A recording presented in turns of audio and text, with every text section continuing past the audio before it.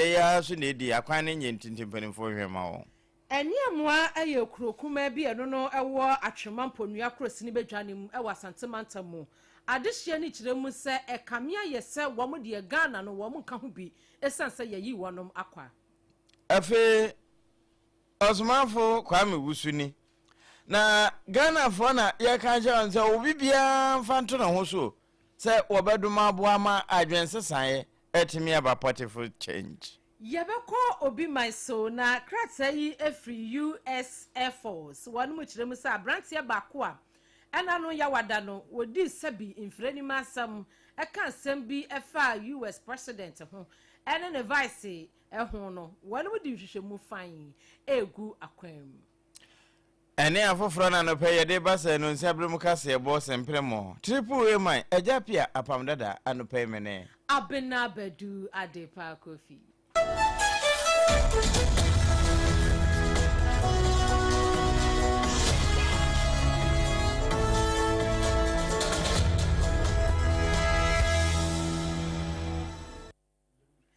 Abusia afei ka ye ho na yemfa ensem no enkyeremu ensomo omai posi adwuma ko no fe no wasantemantamu abo amani akyeremu se womu edi dwuma ewo intelligence led operations no ya wonom ehwa abonefo sam so no ewo mayim no womu hwehwemu kakra womu kopie mu asantemantamu wonom ekwa hwehwemu ahu se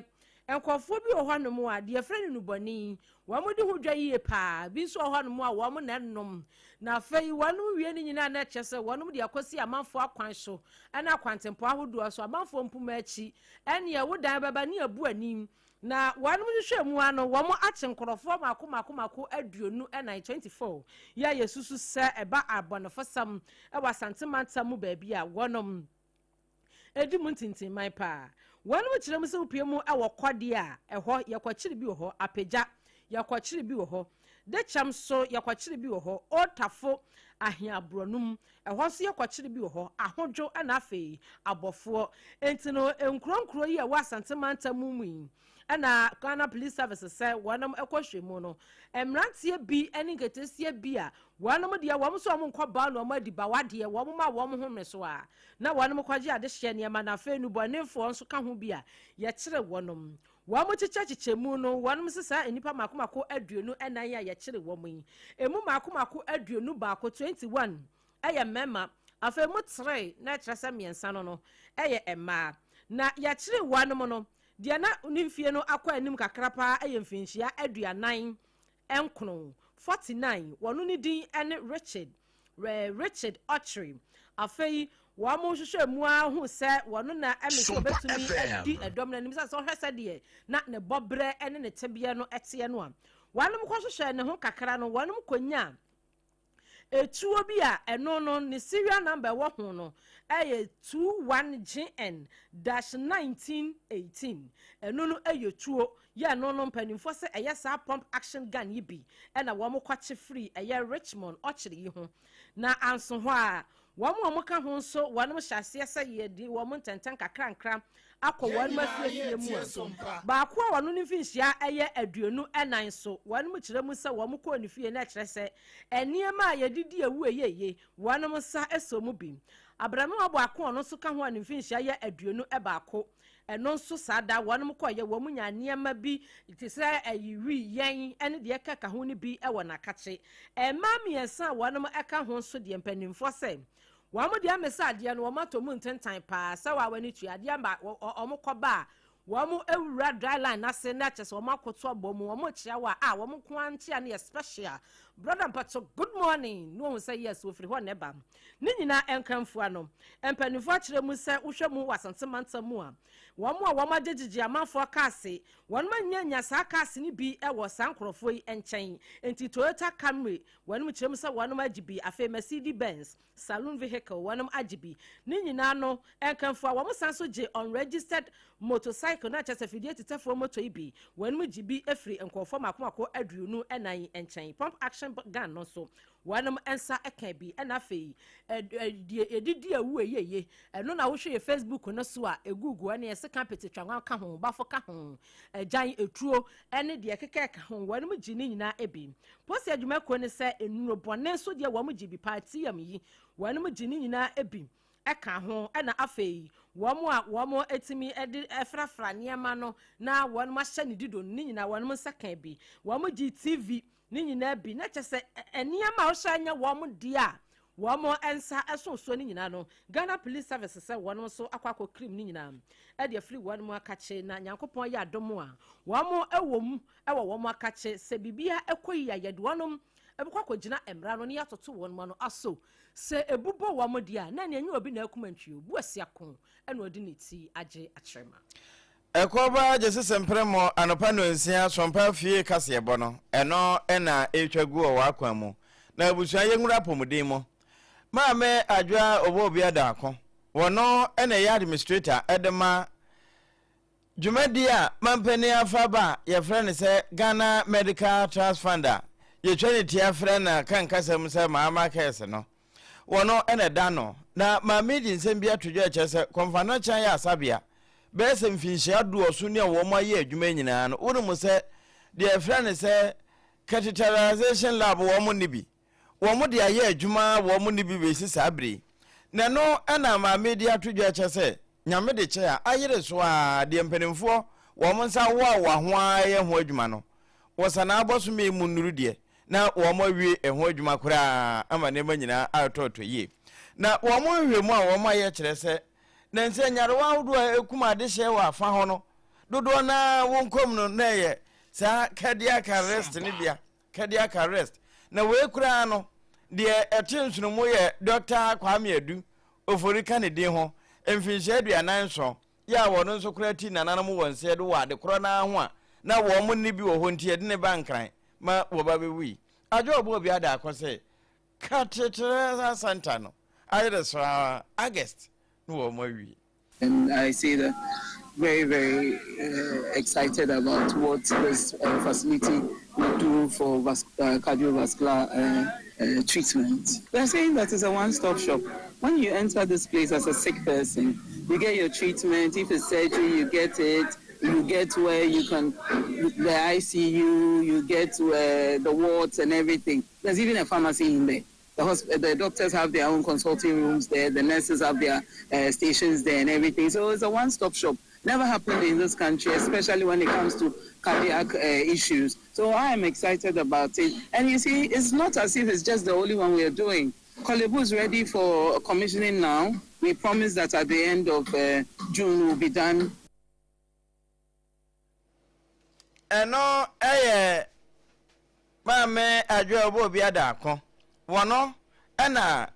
jumadi a friend say mama case no we administrator wotua no ena wo se konfana chan ya asabia wo mo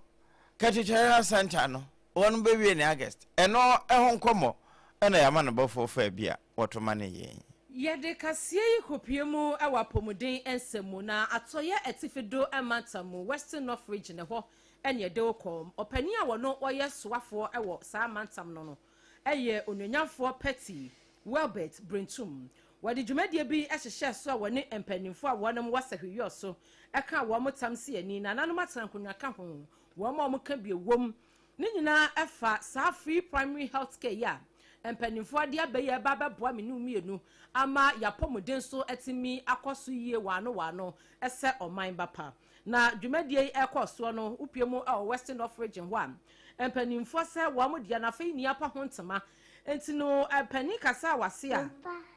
regional minister onanyafo Welbert Petty Brentum say wobeto to asre empanimfo mo amuka biewom na nanom atena konwa afe ensode empanimfo amodeda no say ya bekoso a ne aka kire yade hye wo mo hye ase esa sa free primary health care na empanimfo de aba no eyo enya asem kuma enye safe na abekwa ya sabia bi ni ebeka cho se uni national health insurance nti kofie kowu da bi we die ukwa wonkura sika ye hwew eye free enya de wan kakra bi se ye hwe na aburu ye so e wo saaso ye ho no mu a yabo wachi e de wakwa kese mu enti ne yankwa so se ade bia betumi aboa ama bibia akoso ye ama sa free primary health care no atimi agina ye e wo manyim no empanimfo enhwane fa ye nan ensi fom ho. As a nation, we have been blessed with abundant natural resources, a rich cultural heritage, hard-working people, and a long-standing tradition of religious tolerance and democratic governance. Yet, despite these voices, we continue to face challenges that hinder our development. These challenges compel us to ask ourselves an important question. What kind of government do we want for ourselves and future generations? The answer to this lies not only in economic policy, infrastructure, projects, or technological advancement. It lies fundamentally in the values that guide our actions and decisions. As the popular expression says that a nation's greatness is measured not only by its wealth, but also by the character of its people. Today we are called to reset our values and characters. The need for national reset implies returning to the right foundation. It means correcting what has gone wrong and recommitting ourselves to principles that promote national development and social value. Over the years, Onyonya for Welbert Petty Brentum Western North Regional Minister wono ne kasa ye dwumadi asi Oboma penini abaso afei waswania wono washapo mude ho nsam so nya for kwabna minta kando ese wamude sa initiative eba abeboa empanimfo na afi nkwada nyina ewo omanyimo ne enu na chiri no chidom hene ya wo sehwe yo so traditional area wasanso wo hene ya wote adwa so ewo sehwe nsuo suwa wakasai dwumadi na sibi na sede chidom hene eto ne bo echechiremu esasa free primary health care we no yenhye ne yemfa anya amanyo sem esasa Ghana de ye ne ayenya ni de amanyo sem ne de farefare ne yema ho ne yesai no yenhye ne yepa.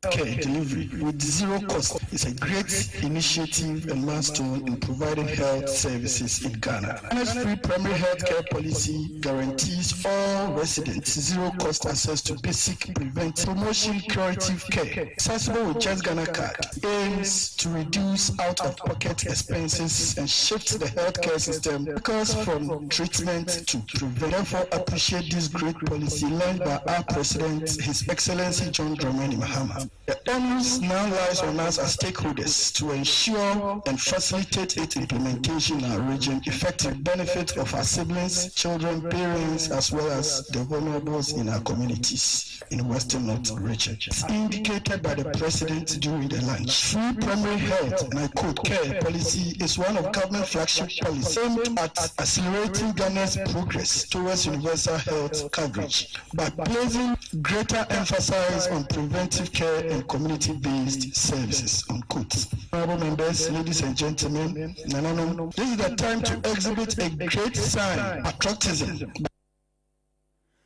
Na ebetumi aboa yen ama ya pomodin mapano yehu ya de akoro ha yentam yetimi atu ase ye free eno no na panifo pa wo de ho tamtoma e wo Western North region hoyi ochidom hene ya wo sehwi yo so nananum atena konwa wasanso aye hene ya wote adwa so e wo sehwi susu aso na okasa ye yensem training osomofo kwame owusu na kwitire nsemi e de besome yen Emra Sabadwani a wono ejina maade hia wo weja bawe. Yewra Jare Ahmed Shaib wono ene kasai. Na wose malam weja tempo no. Sade sabi ema timamufu a efa kwan no so wo mudi enna ne donhwere pa ansa na wo maye brebre. Se wo pese wo ba bedru central Accra ba be di ne dwuma. Na ye bibie wo ho. Enti won de besrada se mpanimfo embo contractor ne to no no ankasa semra Sabadwani. Wabo anan akọ contractor no kura so bra no wo adwuma no ho se won monitor no wonya ne ntantem na so wonim se ye ABS kasemo se senate entia eye na won de wo gina we so na waka kire mpanimfo se wo mon keka contractor no wo mo bo ne ho ntem Titru Works and Housing Ministry sade be na adehye na wo mo nso efa sa tempo nsu wo ho be henha wo I've engaged the Minister of Works and Housing. He's actually been here about 2 or 3 times. He's asked the contractor to speed up. I do not know if it's an issue of funding or resource because they've been very slow in completing that project. And it becomes a problem. It keeps escalating every now and then. So you realize when people are coming from Kaswa and they are coming towards Accra, sometimes it takes you more than 3 hours to just pass by Waja. And then when you also get to Mala, there is also a difficulty because most of the roads are not where most of the road has a lot of potholes in them, and most of them have even become drains, like gutters in the road. And I shared those information with the Minister of Road, and he's also agreed to have some work done on it. But these are critical issues. These are matters that need our attention as they are applicable. Because the man hours that we end up wasting just to be on the road, people even get naked, they get tired before they even get into their offices. You wake up, people wake up as early as 4 o'clock and they start journeying to their respective offices. They stay in traffic for close to 3 to 4 hours. You're Jerry Ahmed. I am not sure Jenny, Edema Desha, or more Wijabawi. Malam, Wija Tempono, and no, and a cottages uncle Mui, a buy. Adishia wanum a war and yamwa, ya wamo, a war at Chomampo, Nia crossing the journey once at Samantha, woman lamenti. One which Remu say, Upium or Macachadia, and ya crowd. As a Ghana no wamodi esebi wamusha ni motuom as wamodi abani ye tokra no ballot box no papers no yemfa bi ma ho enso panifo de bapa campaign opo campaigns ni no mbe ye bi ho na wamu kwan enyenyenyenyenyenyenyenye enu ye number 1 afa mi gina ba bi akasa eye telephone no wanum so wamu nya network kura no magina ba bi akasa de bia be kwa no motata adua ho anya wakwate mango anya wakwate gova anya wakwate anka kube eso sa network no kwakope wanu mututu sira mpanimfo se wo mutwa nimfa mehwe wo mo na ama asetere mo ayedin waniam aho sanse ene se wuni nkanea nkanea kura ne nsanso kura ani ho wuni nkanea wo kwanye na nsansi ni network dia ene wo de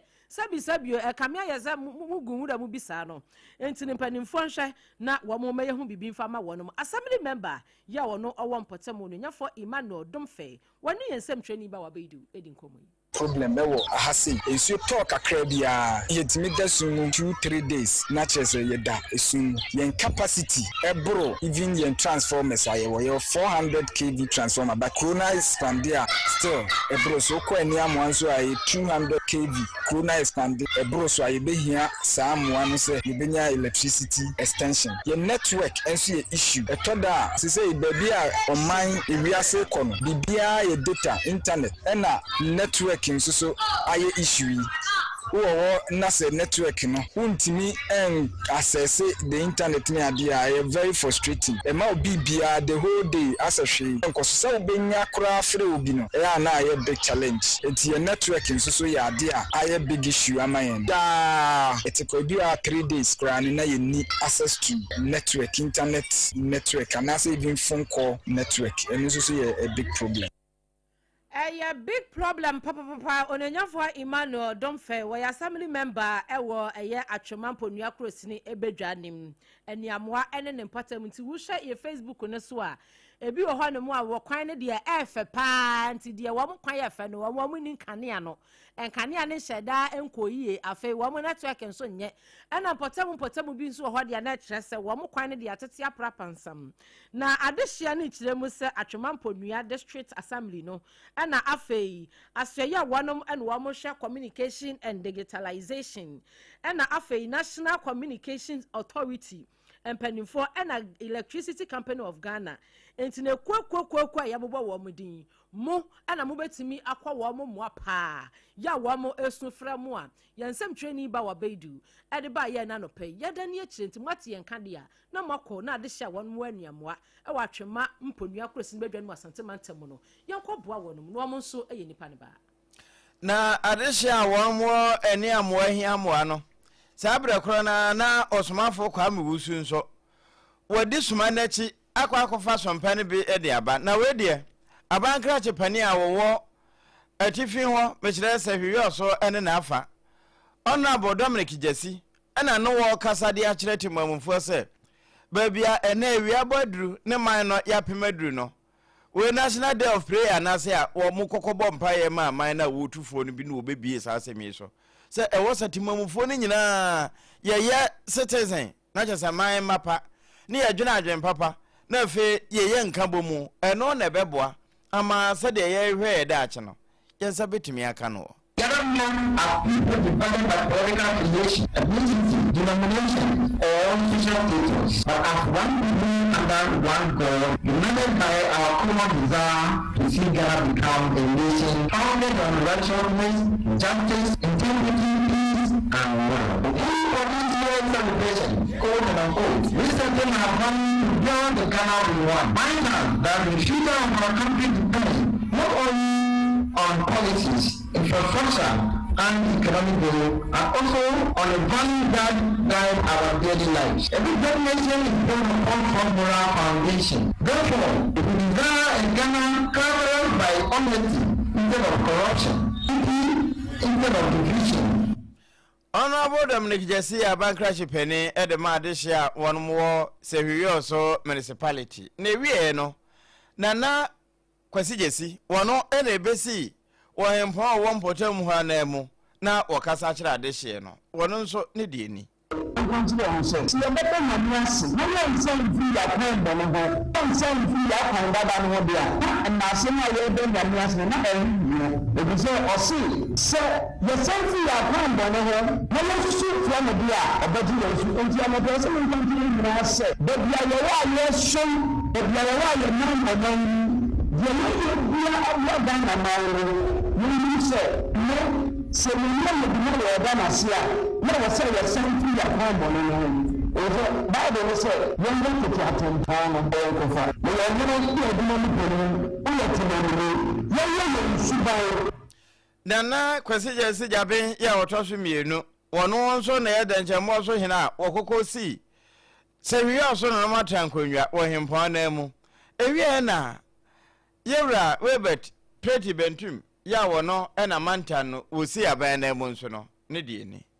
As a nation, we have been blessed with abundant natural resources, rich cultural heritage, hard-working people, and the long-standing tradition of religious tolerance and democratic values. Yet, despite these blessings, we continue to face challenges that hinder our development. These challenges compel us to ask ourselves an important question. What kind of Ghana do we want for ourselves and future generations? Asam ne yetiawa waso obade wadom ye bibia bi asase no mu ne wa asase no so empo akra ete so kra no japade kese na mom de akaya ne se yebetimi asesa Yesu ene ye ban ene beboa ama de ye hwehwe efiri de obade de amaye mu no yensa ebetumi aka osomafo kwa mebusu ena nseme nyina woto edema ne ya no pai 21st clinic the sciatica expert seven koso entia wona so se wonne dokota bia ekwa abiri bia wapomude ho nsem wonimu a fa 21st yonko na wonhwe owidim wonhunu yade na fe adura no enam wonfa nka ma yade asintu na nya wa ho oden kwa adwuma na nya sika fato ho na abiri bia nso no wonso wosompa mokatua pa wonsan ka bi 21st clinic fo na yenhwemu hu sciatica yade no na womosan yenhwemu enya adura etimitu ase enti na yefra omo sciatica originator peseta commandant and researcher no Ghana had the enkrabata no eburudunum wonu mo baabia wa esemframa na baabia wo bia nso na no so obawo so ahomanum na afi ya kire baabia enkrabata no 0540 311 311 0540 311 311 tantra herana bato no so yenkran enkrabata no na afi tema Roma ya soda na chika so obonkwa no so wonu mo ewukuma se nyina akwa baabia Sompa FN TV wono ehwada braka 21st clinic wo ho GM Bank DADAA num tachiman ehon so won say kan Children's Park enchen kransa ana Roman stores eno nso ne nhwe ani mu watakwa efie kuma number 9 taxi station yaduru takura de go so obo ase brekum eho nyina ye wo ho anopa ekoba jese sempremo so de wo ye bia no abrabo na wo bo no ekwa akowie se yebisa nipa ne fie yemisa ne sika esanze osika da account mu no ya na eno nta na abontensa na mom o apam fie ni abaka fie no niu ende ya wo bia de nsa tene so eno kura na yesan board kese eno nti na wadwuma a woyo bia no ewo so ope ba bia wodi utiri beto na nkrofo fie tenatu otimi afiri wo so eno sanso na kwa baje sesempre wono ene beboa wo ama emu akwankyere adanse ho niema de ode hye ase de ade kwakowie enadoa cement nchense de bodanso paint de wahin eho akontabu nyina afasha ne nsa no wonye ho adwuma ma wo wono nso ayese mfana magana ha de wo ba bia 0204355040 na homa no nanso ekwa bajesi wonto na apose wonto no broso eno de Leicester Company Limited for one we ya toothpaste any toothbrush no womo ene yehwe a yetimi bo womo punum na womo nso de no eboa sen bia ewata asfo asase so titru ene wo a wotemenka wo sen achi nam no eye ne yie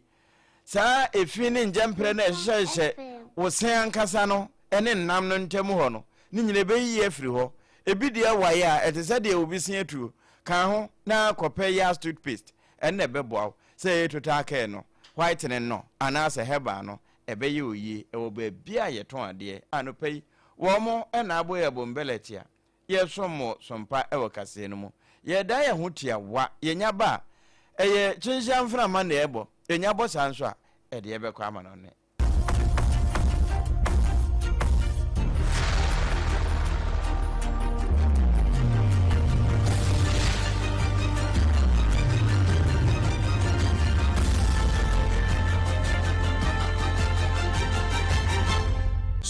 TV Emma Aketiapa Abusia Sompa Makesiapa ye mamunyina makwaba na eka ye ho na yanko wiensam no ewo obi mansumu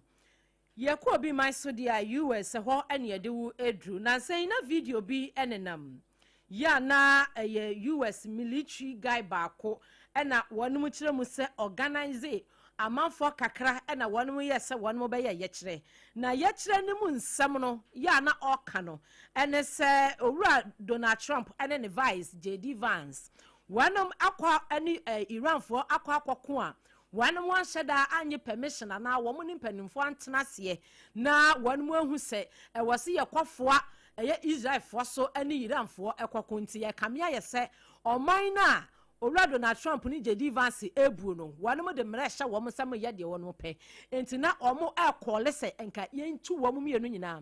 emfra de so na video ni mu ana protest ne ekoso na yehu se na police ni bi nso ekokire anaso wokoso military guy no anu odi dom no anim no ede ne kwotena baabi na kyese wadi tani no na krata yi every US force wonum de aba wo mo kire mu se wo mo wamra wo wamu wamra ya wamu de bo wamu military no ahoban wamu se article 88 no e ka ni pefe e wo US emra mu se wo military ni mu ana wo soja adwuma nim e wo US ya emra ne ma ho kwan bia se wo beyi wanim e de aya amanyosam ebiew se wo hye military uniform na se ukoka ensem bi efo omampani ho ene na bedi akire ho na yensamwane a eno so no emra no ekyew ene wudi ne kete enti no hwemu ani mienu nyina no military guy abone setam empanimfo se wanom ede krata ebeba monten yankopon ya adom a eda ya wada edi yanim yi na wanom ehwehwe ni nsam ni mu yie akwa na so ni nyina mu no abrante ne so wono huhunye ne hu wasesa bi wono no wate ahua dada enti ne nya ade se ebia wo mo de mra no bewentam no wo so wono wani mu mra no woni perfect so show uniform no no waka ensem bi sa no efa omampani ni na bedi akire hu a woni mu mra ye de bewe no ena so wo ye military guy no so se oyi nanim ese bia wo koya amanyo sama keka ensem bi sa no woni mra no enti wono no wo ye who he is enye de obi be ka kire ne na be sesa ne de wote enti no wono so wase wa ye ready ya bibia bebabia wo som wei ene ensem wa US force no panimfo e de ba ya ena no pai yadane akiri e de asomwo ensem abe no Shannon Leicester Company Limited eso yasene 21st clinic the sciatica commander and de kutaye mu ena nana kwajoje sinso esi dan no ma yetena mu ode adanse ho ne ma papa na mum efa yankura batane nyina bra efiri sompa fie nkran 106.5 na enokro na no Facebook ho efa ho bie sompa Accra 106.5 live na eno nso unya nsem no bitie and watch a kingdom 106.1 for Ebu Mankasim, and a Domai crew. Domai F 100.7, one also FAB, Canadian radio fans and paybe. www.sopaonline.com. Nina no, Yura Tabuatin, or one or the Cotoho, Emma, Yade, a trow. Nemum, say a fena, a fidiano, also a dear. And some any bakunim unibia, Yade baby more who say, and no, and a down here say, Convanacha Sabia. One more, Eduma dear, one more dear. A friend say, catheterization laboratory, no. Yeah, mamma, or Bobby Ada, because I did was an August. Now, one way we Ghana Police Service one more sentiment somewhere by my nature, so Macom Yaya Bess and what trios and soon be. One more quacha this year, Macomako, Edunu, and 9. A Mumako, Edunu, Abaco, Ayamema, a Mutre, Ayama, a Nubone, Huja, and Wamudi, a bishop one moment to say, one more Yakronfa, Yachi, a woody baby, and you may did a woo, our one Akachia, yet one Mako Janambran. A cry out door or my moi. Sabio, as I say. And I'm sure my cron for craft so. Then so oba malam any wager tempo on dia. And ya cron for the tesu na say I say no. Ye Jerry Ahmed or Yamra Sebedene say a mark obedino. One my fro kai etina kaimo or mobre. On your four words, Petty Brentsumu, a Western North Regional Minister, what the Atu Jache Muse free primary health care no abine dia bano. One so many nipa. Enta helete me no kabo mo eba peme enti no mo ka bi egwom no ene panifo mo dada ekuro ensode ya no no yenso mu yie na emwa yen ye ko obi man so US nso wanom Air Force ne de krata bachire mu sei abranti a no shape military uniform ya no odi domo anim se yentu Owura na Trump ni JD Vance sanse wa mo ni Iran fo kokko no wo man hyada anye enhyehye ya bia mfiri hwa ne wo man de permission mfiri panifo bia ho no obi antena sinti wanom ntimi hwe man ni so yie no empanifo seti ya wonmo mra enti won behwehwem die besi akire bia no ya ma waso ensi ewo ho I can come for a trip away my APAM DADAA ABENA ABENA BADU ADEPA Kofi.